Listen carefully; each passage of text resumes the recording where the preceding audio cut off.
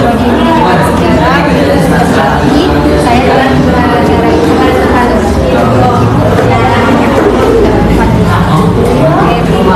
Fatia mengajar di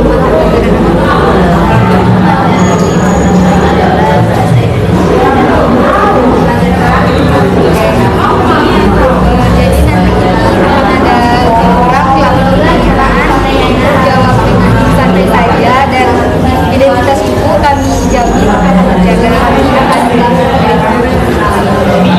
Pertama itu pertanyaannya, sejak kapan sekolah ini mulai diterapkan?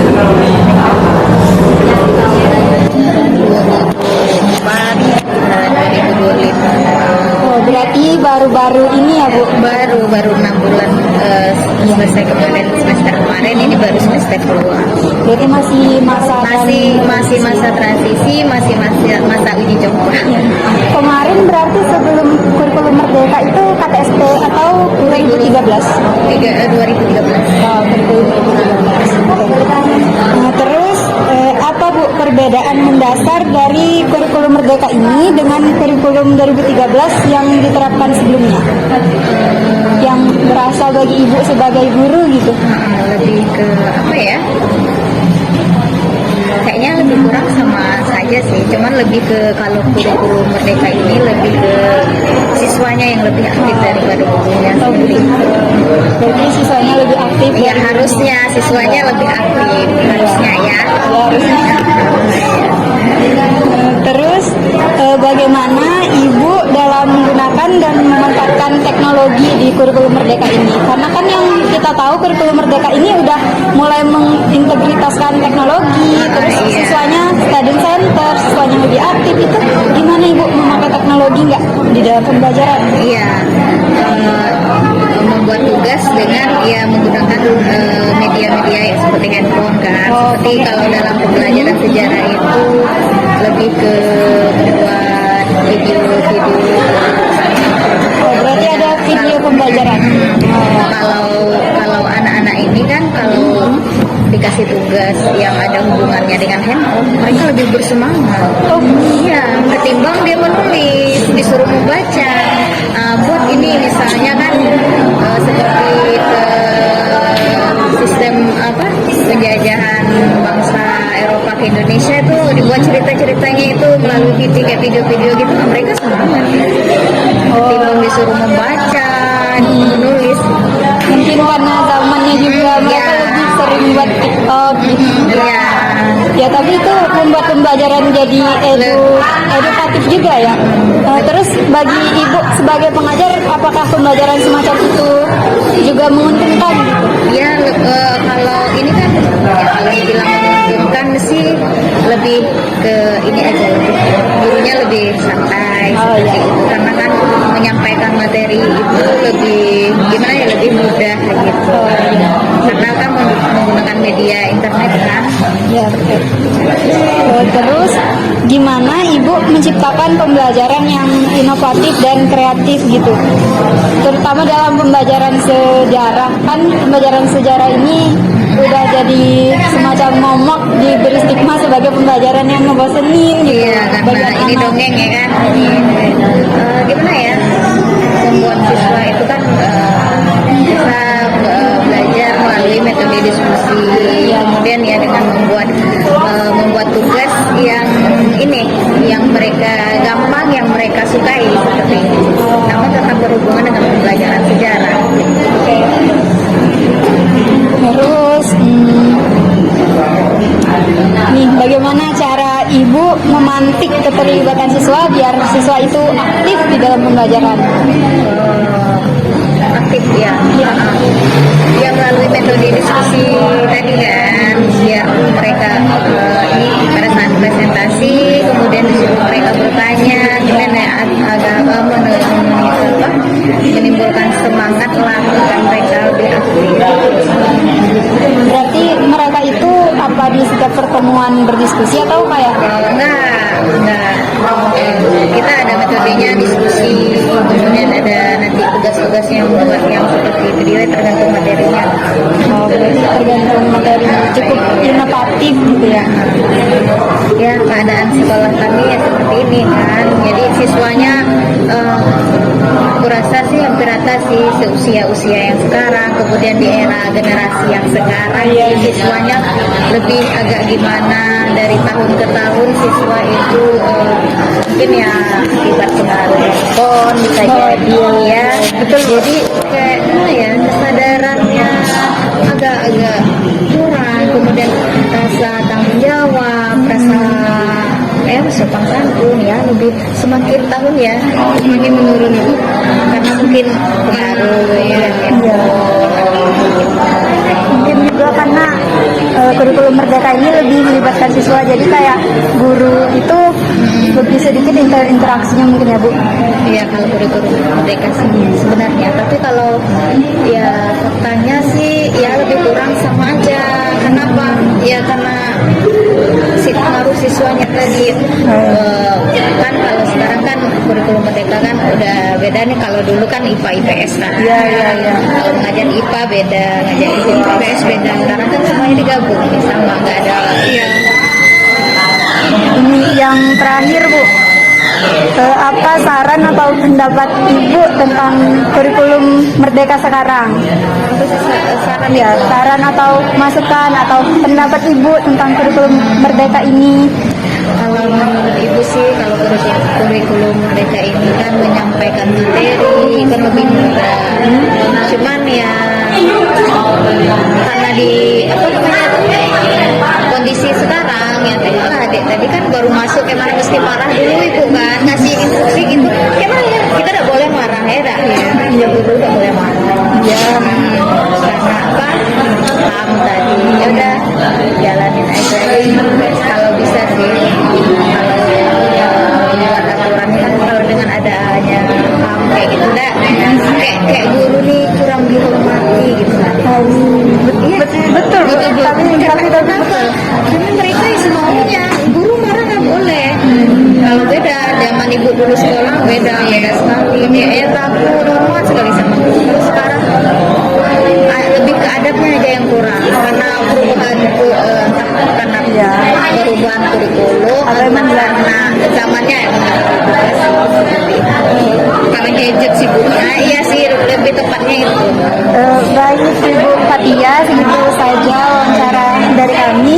Terima kasih banyak Ibu sudah meluangkan waktunya untuk menjawab pertanyaan kami. Kami tutup. Wassalamualaikum warahmatullahi wabarakatuh. Waalaikumsalam warahmatullahi wabarakatuh. Izin perkenalan, Abang Radhi Ramadhani. Abang berasal dari Prodi Pendidikan Sejarah Universitas Jambi. Jadi Abang mendapatkan tugas kuliah untuk observasi di sekolah laboratorium Kota Jambi. Nah, kebetulan Abang dapat tugas tuh untuk mewawancarai anak kelas 10 sama kelas 11. Nah, sebelumnya Abang perkenalan, Abang kelas berapa? Abdul kelas 11. Nah, 11 Abdul ya namanya. Tadi kita kenalan sebenarnya. Abang mau nanya dari kayak bagaimana pembelajaran sejarah yang ada di kelas selama kalian mempelajari sejarah di SMA Mandi. Menurut Akbar gimana pelajaran sejarahnya? Lancar. Kalau dari gurunya? Bawaannya baik, lancar. Kalau dari Abdul Ali? Kalau pendapat saya, pelajaran bahasa Indonesia itu seru, soalnya kita bisa mengetahui hal-hal yang terjadi pada masa lalu. Pelajaran sejarah ya? Ya.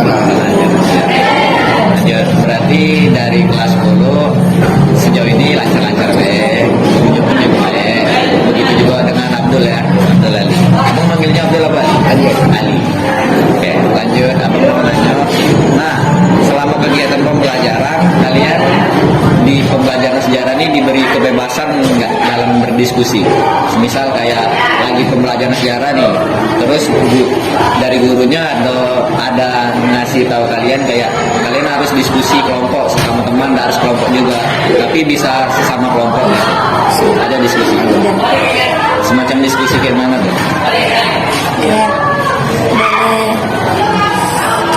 Boleh nanya teman, ya nanya teman, diskusi. Kalau di kelas 10 kayak gitu ya Pak.